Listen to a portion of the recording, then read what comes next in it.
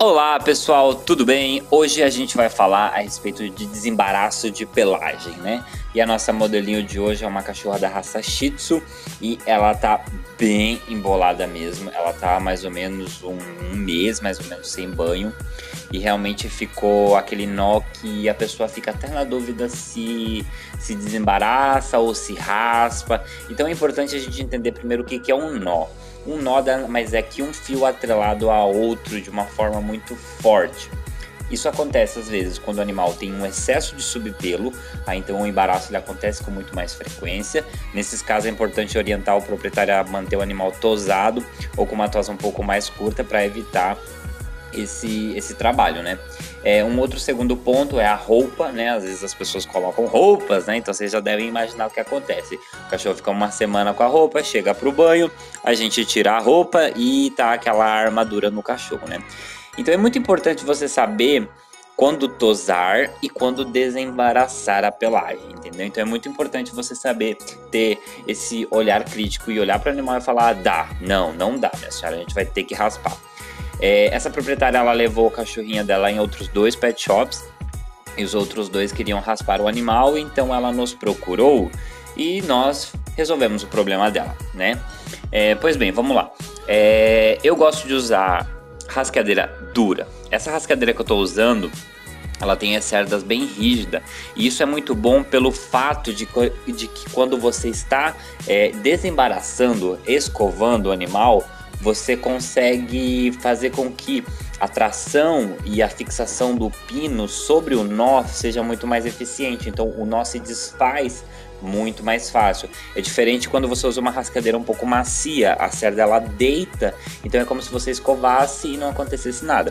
Por isso é importante usar rasqueadeira de cerdas duras. Quanto mais duras, melhor vai ser. Lembrando que você precisa tomar cuidado quando você for desembaraçar para você não machucar o animal, não arranhar a pele. A escovação ela deve ser feita no pelo e não na pele. Eu gosto muito de utilizar os dedos para remover os nós, porque assim, eu percebo que quando a gente escova demais ou a gente usa o pente, né, para tirar o nó, a gente acaba retirando o pelo. Então a gente rompe muito mais o fio, estraga muito mais a pelagem, e se a gente chegar ao ponto de usar um desembolador, o estrago ele vai ser muito maior, porque você vai acabar cortando literalmente. Então imagina se o animal tá com um nó na região das costas, e aí você vai lá e passa um desembolador. É óbvio que vai ficar uma falha muito grande. Eu uso bastante o secador, porque o secador ele abre o nó, né? Ou ele te orienta, ou ele te mostra onde esse nó tá, então você consegue se direcionar muito melhor. Então eu trabalho muito em camadas mesmo, né? Eu separo mecha por mecha e vou desembaraçando um pouquinho de cada vez. Eu não faço aquela coisa louca de escovar o animal com agressividade ou com pressa, porque isso não vai dar em nada. Você precisa ter calma e fazer camadas e mechas, né? Uma coisinha de cada vez. E é muito importante você, além de saber retirar todo esse nó, é muito importante você saber cobrar, porque é isso que acontece muito. Às vezes as pessoas veem o nó e elas veem o nó como um problema, quando não.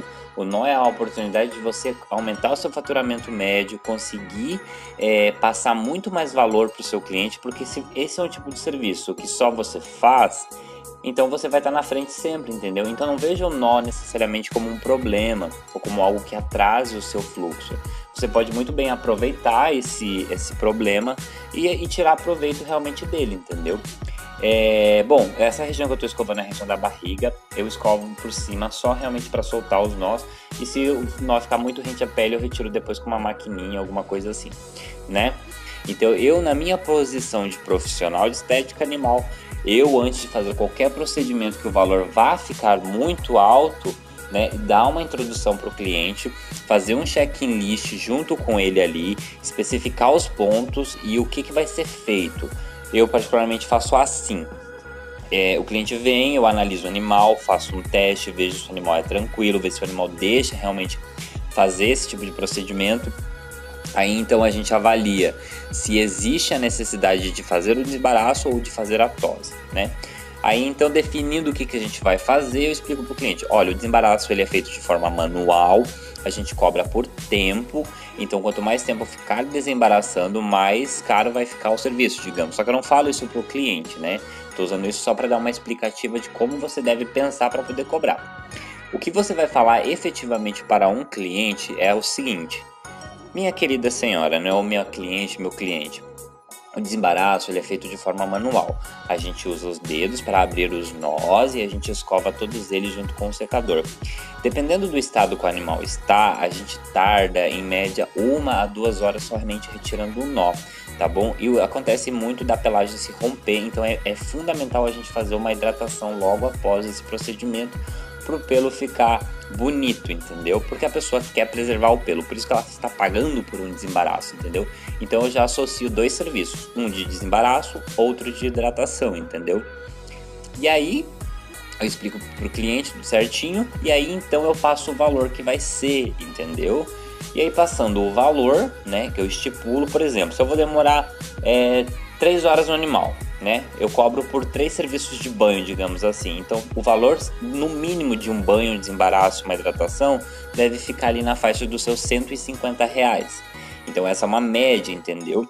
Então você precisa explicar para o cliente o que vai ser feito efetivamente, para então ele entender e você conseguir criar nele um valor percebido muito mais alto do que ele imaginava. O que eu quero dizer com isso?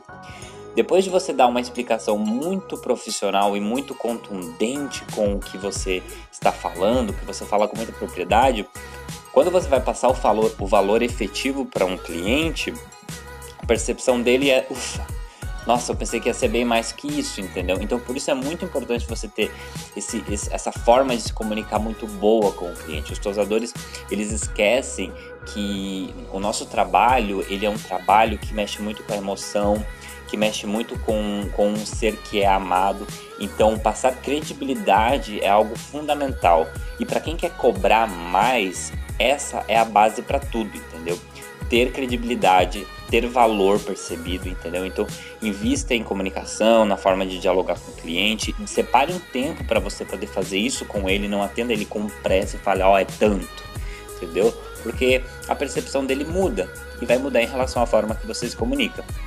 A cliente ficou muito satisfeita com o serviço, entendeu? Eu não precisei raspar o animal dela, eu demorei ali mais ou menos umas 2 horas para fazer esse serviço, entendeu? Não foi o bicho, né? Não foi difícil pra caramba, mas teve o seu trabalho e o seu tempo investido, entendeu? Bom, espero que vocês tenham gostado deste vídeo. Qualquer coisa, manda uma mensagem pra mim, né? Que eu vou ficar muito feliz em colaborar com o vosso crescimento. Um beijo!